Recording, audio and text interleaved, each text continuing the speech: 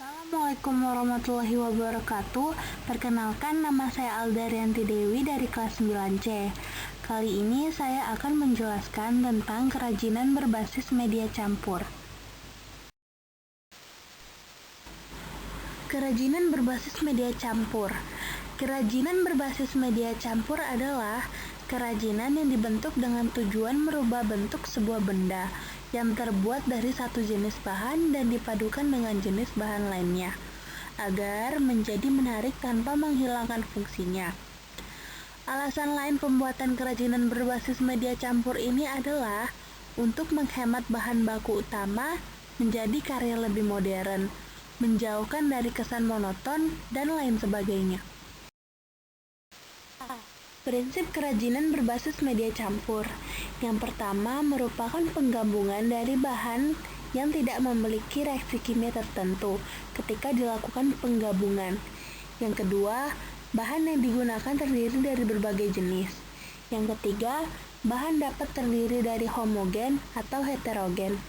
Yang keempat, masing-masing bahan memiliki karakteristik sendiri yang saling mendukung terwujud keindahan atau estetika dari sebuah produk kerajinan yang dibuat. Yang kelima, penggabungan bahan yang dilakukan harus dapat menyatu dengan bahan lainnya, sehingga terjadi kesatuan dan keharmonisan. 1. Stilasi. Stilasi adalah melakukan strategi perubahan dengan menyederhanakan bentuk produk kerajinan dengan melakukan pengamatan. 2. Deformasi. Deformasi diartikan sebagai perubahan bentuk yang terjadi secara permanen. Perubahan bentuk yang ini harus diimbangi dengan pengetahuan tentang objek atau produk asalnya, agar perubahan yang diharapkan dapat terlihat dengan maksimal. Yang pertama ada batu.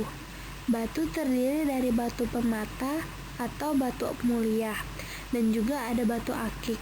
Permata memiliki nama yang banyak dari A hingga Z. Permata yang paling banyak diminati termasuk yaitu ruby. Yang kedua ada logam. Logam memiliki banyak jenis, misalnya emas, perak, perunggu besi, dan titanium. Logam dapat dipadukan dengan berbagai bahan lainnya, seperti kayu, kerang, batu, dan juga lainnya. Proses pengecatan atau plating pada logam biasanya merupakan langkah-langkah terbaik untuk mencegah korosi. Kayu adalah bagian batang atau cabang serta ranting tumbuhan yang mengeras sebab mengalami lignifikasi atau pengayuan.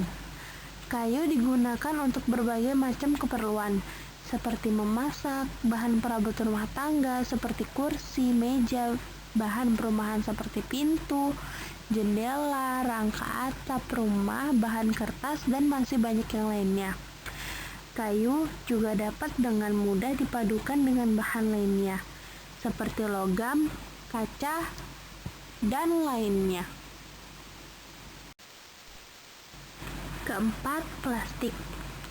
Plastik juga memiliki banyak bentuk dan jenis, seperti botol, kantongan gelas, perabotan dapur, perabotan rumah tangga, dan lainnya. Namun, bahan botol yang paling dipadukan sebagai kerajinan media campur, selain memiliki permukaan yang cukup keras, juga lebih diminati sebab mudah untuk dibentuk. Plastik juga memiliki sifat yang dapat didaur ulang. Seperti resin, plastik dapat dipadukan dengan berbagai bahan lainnya seperti logam, kain, kertas, dan lainnya. Yang kelima, keramik. Keramik berasal dari tanah liat dan memiliki disiplin ilmu tersendiri. Maka dari itu, kerajinan yang berasal dari tanah liat secara familiar disebut dengan keramik. Bahan baku keramik yang umum digunakan adalah feldspar, baukar, kuarsa, kaolin, dan air. Sifat keramik rapuh dan mudah pecah, maka keramik dapat dipadukan dengan berbagai bahan yang lainnya yang bersifat lembut atau ringan, tidak merusak, misalnya kain, rotan, kertas, atau karbon, dan lainnya.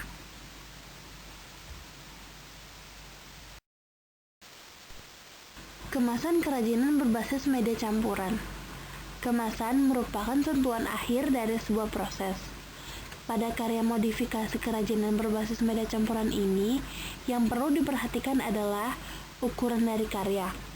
Tidak semua karya kerajinan dapat dibuat kemasan.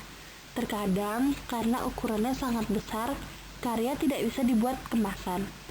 Oleh sebab itu, kemasan dapat dilakukan pada karya-karya yang berukuran kecil hingga sedang, yang mudah dibawa. Sekian presentasi dari saya tentang kerajinan berbasis media campuran. Apabila ada salah kata, mohon dimaafkan. Wassalamualaikum warahmatullahi wabarakatuh.